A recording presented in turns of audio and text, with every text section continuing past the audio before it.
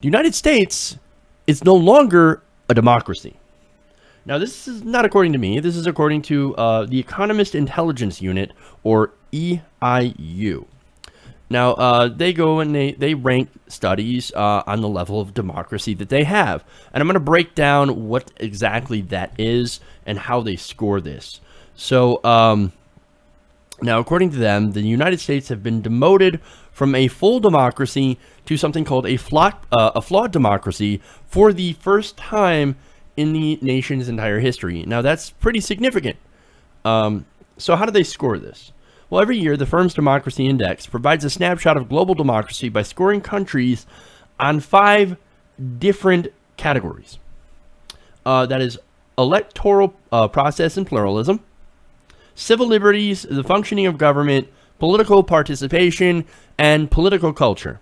Now, nations are then classified under 4 types of governments, depending on their score. So, obviously, if you have a higher score, you are a full democracy. If you have a lower score, you go down to flawed democracy, then hybrid regime, and of course, the lowest scores are authoritarian regimes, which makes sense because it's a democracy index. If you're an authoritarian regime, you're not a democracy. That's pretty simple. Now, America's score fell to 7.98 last year from 8.05.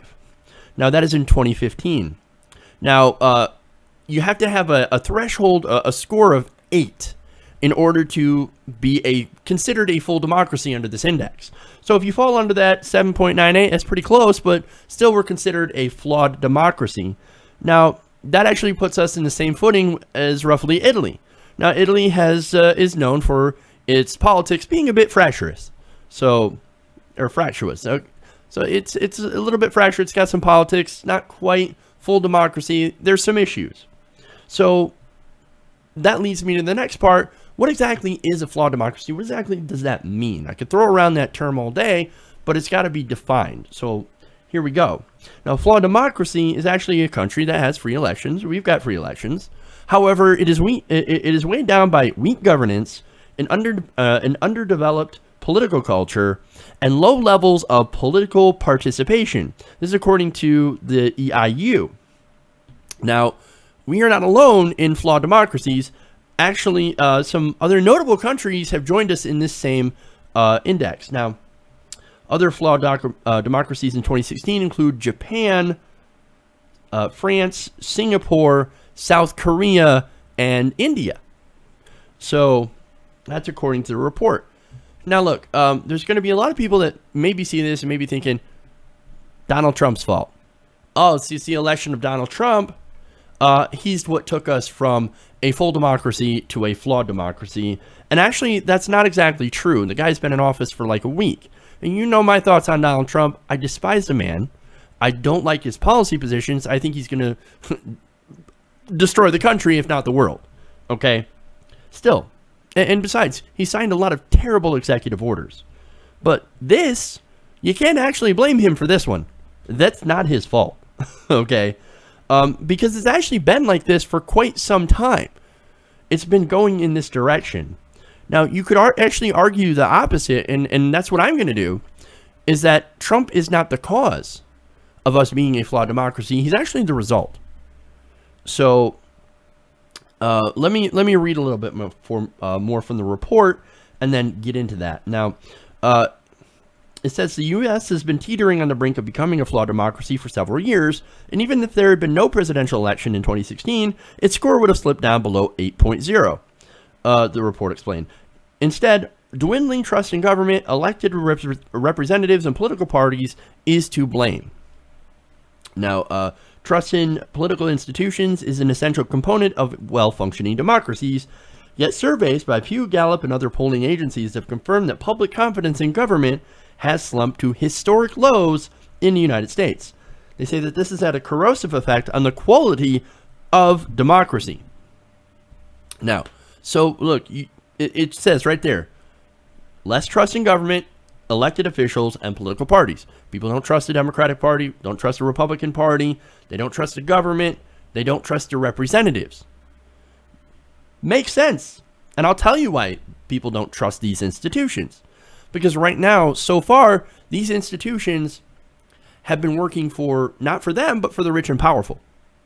And this is a theme that I come across on the show all the time, is that these politicians, they're not working for you, they're actually working for their donors, and it's because of the system that we've set up.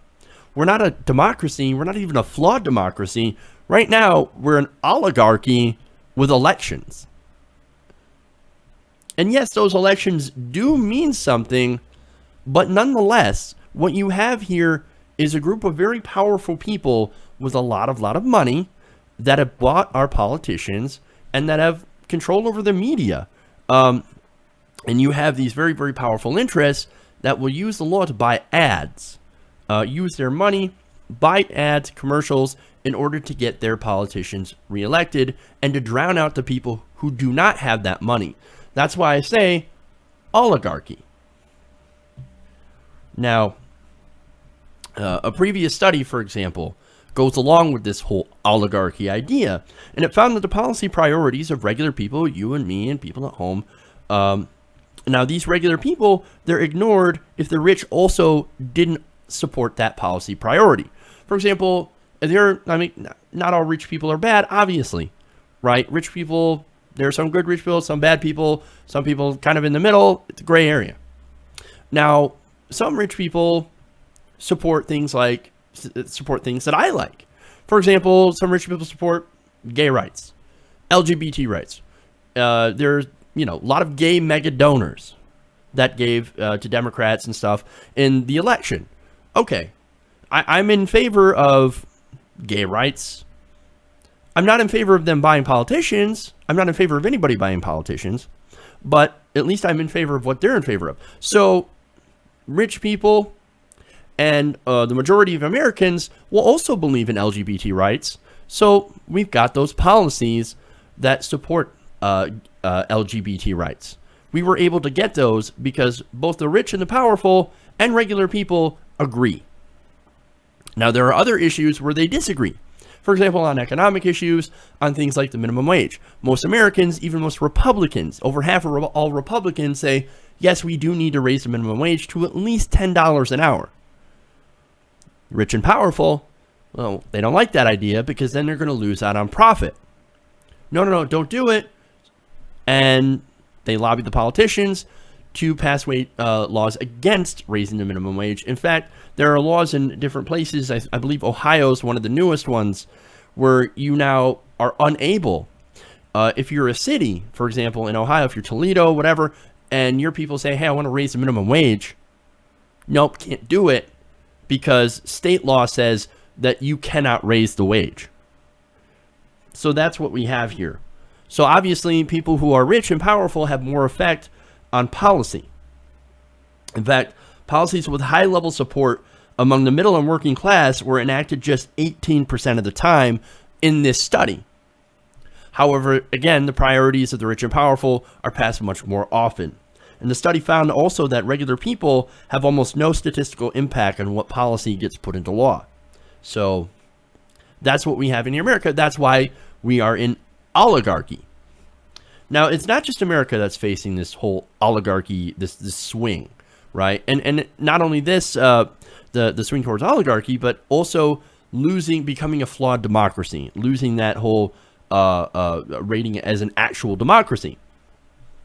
Now, the report says that as other developed countries experience a similar trust deficit, contemporary democracy is undergoing a crisis. And again, we've seen that with some of the right-wing populism waves in Europe, and also with left-wing populists. For example, here, Bernie Sanders, and in the UK, Jeremy Corbyn. Now, the report also points out in the increasing role played by non-elected technocrats, increased voter abstention, and curbs on civil liberties that are among the main symptoms of this global malaise. Noting that almost half of the 167 countries covered by this index registered a decline in overall scores between 2006 and 2016. So these countries, almost half of them, have slid on this index in 10 years. What can I say? I mean, what do I think this is? I think that this is an effect of neoliberalism. It's things like free trade, allowing corporations to be more wealthy than nation states while not contributing that money, some of that wealth, back to their home countries. That, of course, leads to right-wing politicians cutting budgets, weakening safety nets, weakening regulation, and just overall breaking government. So then they can tell their voters, government doesn't work, let's privatize things. Let's privatize everything. And that's what's going on. I mean, people don't trust our politicians because the politicians are hired to break government. And then they don't trust government. And this is happening all over the world. So I want to go through to some of the worst countries here on this list. Because while I'm saying, oh, America, not a democracy, a flawed democracy, it's actually not as bad as some of the places in the rest of the world. And so I want to give you some context. North Korea, Syria, Chad, and the Central African Republic were among the EIU's authoritarian regimes. Now, that makes sense. North Korea definitely counts as an authoritarian regime. Now you have the next bracket up there with countries that have between a 4 to 5.9 on the index. They were classified as a hybrid regime. Nations whose elections possess several irregularities. Some of the nations on this list include Turkey, Thailand, Myanmar, and Morocco. And I want to give you a guess at who's the highest. You'll love this. This is the same country that scores almost the highest on everything positive. Norway. Norway scores almost like highest on happiness, highest on wages. I mean, Christ, man. What is Norway not doing right? But anyway, they topped the EIU's list of full democracies last year, followed by Iceland, Sweden, New Zealand, and Denmark. Canada and Ireland tied for 6th place, and the UK was actually ranked 16th. So, there we go. Now, as far as our issue, how do we fix some of these problems? Well, I think, number one, this is something that I always harp on, and maybe I'm missing a couple of things, so feel free to add suggestions, but I think we got to get money out of politics. That's one of our main issues here. Now, we also have to fix our electoral system. I'm in favor of adding more parties. I'm in favor of more choice. I'm in favor of getting rid of any sort of voter restriction, reinstating the voter right, the Section 5 of the Voting Rights Act. I support universal voter registration, all that stuff. Getting rid of the machines, doing the hand-counted paper ballots for verification, stuff like that. And, of course, getting people out to vote. Make it as easy as you can to go out and vote so that people will go out and vote. Also, fix our media. Our media definitely needs to be non-corporatized. We've got a corporate media right now that basically is, does the bidding of corporations and the powerful. You don't have a media other than independent media that represents the views of regular people. I mean, you've got these people sitting in Washington reading from a teleprompter, getting $20 million a year. That's insanity. And you're expecting them to know and to teach you about the problems facing the regular working person? No, that doesn't work. No. We've got to fix the media as well, and that's actually part of what we're trying to do here, is trying to make the media better. That's why I criticize the media. And finally, again, expand voting rights. We've got to get more people out there. We've got to get voting rights. And also, we need to end some of the policies of Clintonism and neoliberalism. And I think that's part of a major part of the decline that we've had. When we focus on, no, corporations must make as much profit as they can, and we must crush unions, and we must do all this stuff that is anti-worker, well, people are not going to, get involved in politics, for one. They're not going to have money. They're not going to have power in the government. Their policies will matter less than those of people who are wealthy and can give money to politicians. We've got to end all of that. That entire system has got to go. It's got to change. And that's what my hope is that we can all get together to change the system for the better. Hey everybody, thanks for watching this video. If you want to see more like this, please hit the subscribe button below. And if you want to support truly independent, non-corporate media, go to our Patreon page and become a patron. Patreon.com/TYTNation.